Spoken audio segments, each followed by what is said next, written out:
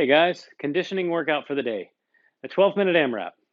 In 12 minutes, we're going to do as many rounds as possible of 6 Turkish get-ups, 6 right-handed kettlebell push press, 6 left-handed kettlebell push press, and 66 speed steps. Turkish get-up. We're going to use a kettlebell for this. The movement begins when you're on the ground, on your back. You'll bring the kettlebell up to your chest, and then you'll press. Lock out your elbow and center that kettlebell directly over top of your shoulder. We're going to keep it there the whole time. Keep your eye on it too.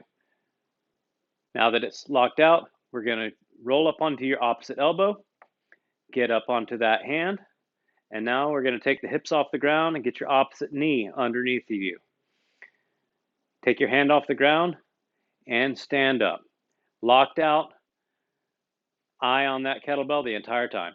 Now we've got to go back down, just the opposite way you came up. So we're going to go back down, find the ground with your knee, reach down, find the ground with your hand, get down to your hip, your elbow, and then back to your back and lower that kettlebell down to your chest. That is where the rep is complete.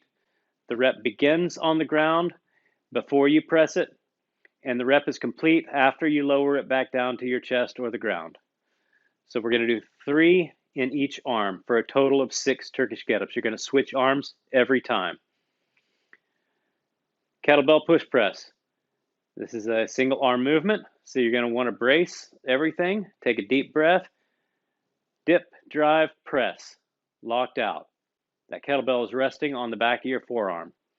You're going to do 6 in the right hand, and then switch it over and do 6 in the left hand. And for the jump rope speed steps, we're going to count the speed step rep every time your right foot hits the ground. So your right foot is going to strike the ground 66 times for 66 reps of the speed step. We're going to do that as many rounds as you can in 12 minutes. Get after it.